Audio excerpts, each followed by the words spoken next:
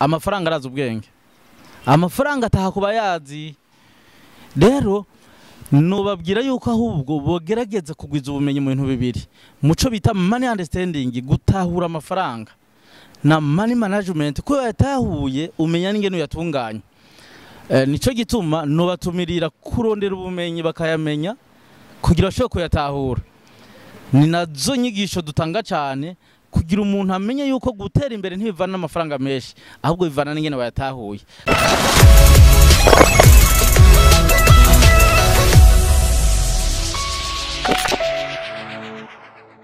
Nitwa coach Nimbona Felix, nkorera muri life management company. Dutanga ubumenyi mu madomene atandukanye y'ubuzima kugira abantu bashobore gushikira indoto zabo biciye mu kuronka ubumenyi mu bitandukanye. Uno munsi turi kuri sije ivuga ku mafaranga. Amafaranga ngerageje gusigura ni igikoresho, ni moyen d'échange, ni igikoresho dukoresha baha agaciro kanaka bivanye n'ikintu kanaka. Nico gituma ibintu byinshi tubiha agaciro twitije amafaranga. Rero amafaranga ni ikintu abantu bose bakenera. Amafaranga abantu bose ubona baziruka biruka, ni igikoresho ca mbere barondera kuko nico bakoresha mu kubaho mu buryo butandukanye.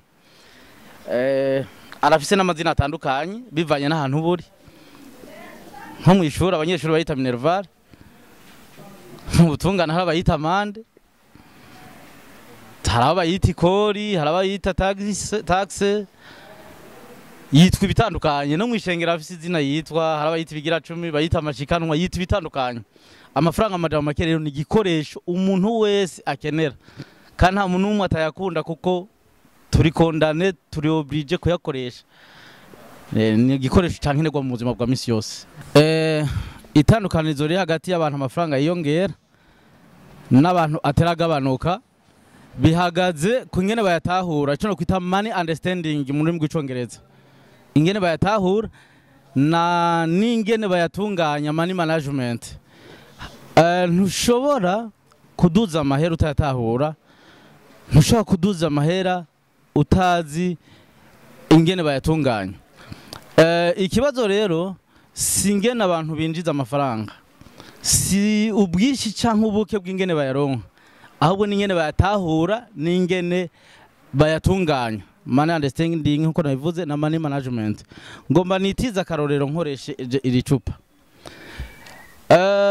Iri cupa uwofata akarishira muri robine akajyoguriramo amazi, agasharica iyi ntebe, ntiryo kugera yuzura kubera les entrées ayinjira ni make. Arashobora kuba ari menshi muga yasohoka akaba ari menshi kurusha ayinjira. Bisigura iki? Ntazo kugira yuzura. Rero ubuzima tubayeho urasanga kubera bwa bumenyi buke twama twidoga ngo amafaranga yacu ntaduga, or ntidukontrola resort, ntidukontrola ayo dusohora. Rero itandukaniro riri hagati y'abaduza amahera n'abagabanuka cyane, urashobora gusanga binjizamwe canke uyaduza ari winjiza make kurusha umwe yinjiza menshi. Muga ikibazo hari abahinga bagereranya bafatiye ku kuntu abantu batahura amafaranga. Abo bita abatunzi mu buryo bwo kumenya amafaranga no kuyatunganya, n'abantu yabonye amafaranga hari ingene yabona. Abakene babonye amafaranga hari ingene bayabona. Umukene yabonye amafaranga yumvira la consommation, ni gikinogura aramubaba. Niba undasha yumvira ikintu cyose yari yarifuje mu buzima no gishikira gute? Niba undasha yumvira akantu keza yari yarifuje mu buzima no gashikira gute? Ashabona ivyo yarafise byose kumenga ni bibi. Saro yahora yicaramo abona ko ari mbi, impuzu yahora yambara abona ko ari mbi, ingene yahora afungura abona ko ari bibi, ingene yahora yiyunguruza abona ko yohindura. Ariko bamwe adugiye yabonye ayabona nk'imbuto, yiyumvira ati mbega amafaranga ni gute no yagwiza, ni gute yovyara yandi. nihe no yabiba kugira ngo avyara yandi. Nico gituma rero ntibihagaze ku abantu binjiza, ntibihagaze ku kazi keza umuntu afise, ntibihagaze ku rudaraza gwiza umuntu afise, bihagaze kuri mentality, ku myumvire. Mbonye amafaranga mbonye iki, mbonye inga, mbonye dépense canke mbonye ico imbuto ngiye kugwiza. Umuntu aguze imodoka ica amafaranga, nuguze imodoka yo gutembera. Abo bantu bose baguze imodoka bashobora kuba bakoresheje amafaranga angana. Mugi nyuma y'umwaka umwe y'imyaka ibiri, umwe yagura imodoka yo guca amafaranga ariyo asset, arafise amafaranga azo kwinjiza ku munsi. Nukuvuga ya modoka yiwe yavyaye amafaranga, ya mafaranga yiwe yashirayo yavyaye yandi, yabonye nk'imbuto nko nabivuze. Ariko umwe yafata amafaranga yiwe akayagura imodoka yo gutembera, birakenewe navyo, muga hari igihe usanga bitari prioritaire. Ujya umuntu ahubwo ijya modoka izomusaba yani mafaranga consommation.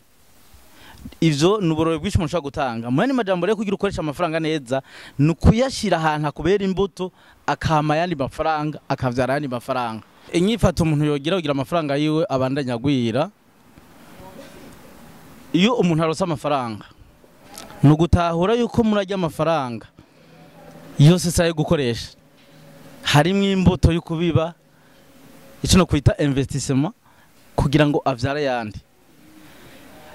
Ntanza karorero, uravye ibintu ivyamwa Imana yaremwe nka vyose, indani hari urubuto. Urubuto intumbero yago nuko umuntu agicamwa agakuramo urubuto agasura agitera kakava mu bindi vyamwa.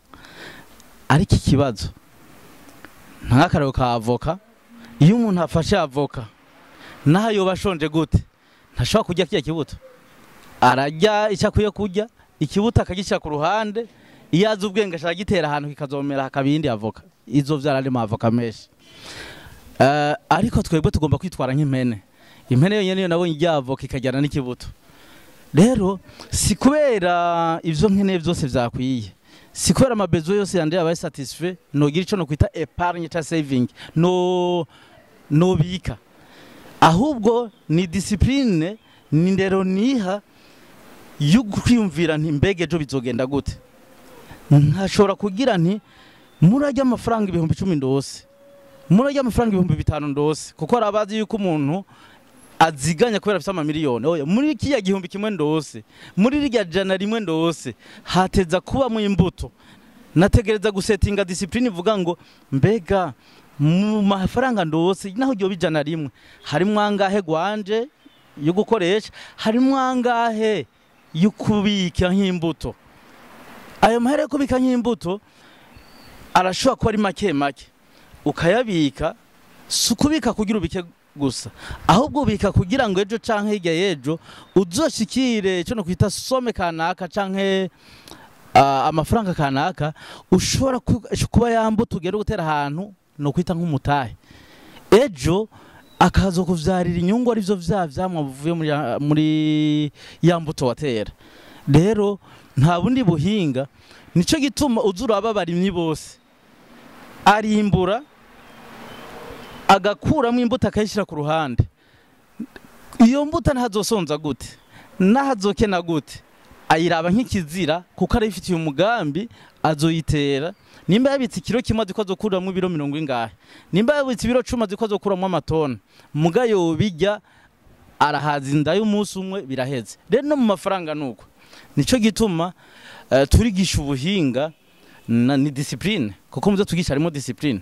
Discipline umengira babaza iratanga ikiguzi, mugabo ubuzi yuko iyo ushoboye kwimenyereza ukimenyereza kubikora uko mu gihe kanaka urabona ivyamwa. Nico gituma rero nabashobora ivyo ejo ubona yari umuntu mutoya hirya ejo akaba umumiliyonere. Aho hari abandi bindiza amamiliyoni ejo bagasubira gusega bakenya. Nico gituma iyo ni ibintu twigisha, ni gute umuntu yobona amafaranga nk'imbuto ntayabone nkayo gukoresha gusa. Murakoze.